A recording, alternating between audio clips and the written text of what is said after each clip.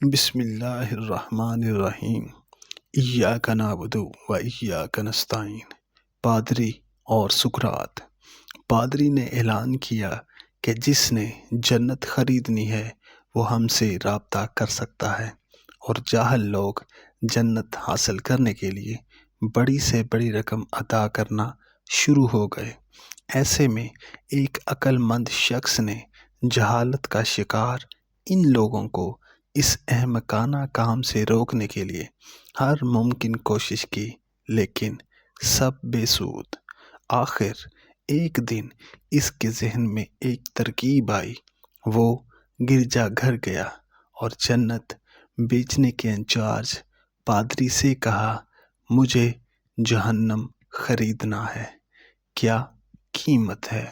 پادری حیران ہوا اور کہنے لگا، جہنم؟ اس شخص نے کہا، ہاں، جہنم۔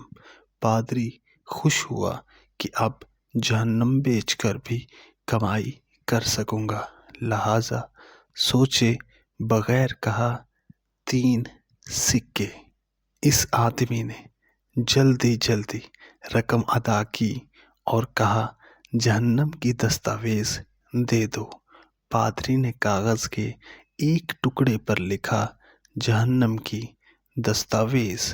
وہ شخص خوشی دستاویز اٹھا کر چرچ سے نکل آیا اور شہر کے مرکزی چوک پر کھڑا ہو کر چلایا، میں نے جہنم خرید لیا، یہ اس کی دستاویز ہیں اور میں کسی کو بھی اس میں داخل نہیں ہونے دوں گا، لہٰذا تمہیں اب جنت خریدنے کی ضرورت نہیں، کیونکہ میں کسی کو جہنم میں نہیں جانے دوں گا۔ یہ شخص تھا سقراط، جس نے اپنے اس اقدام سے لوگوں کو ان کی لا علمی کی وجہ سے کی جانے والی حماقت سے نجات دلائی۔ دنیا میں ایک ہی خوبی ہے، آگاہی، جبکہ جہالت ایک گناہ ہے۔ Please subscribe master Zain academy 2.0۔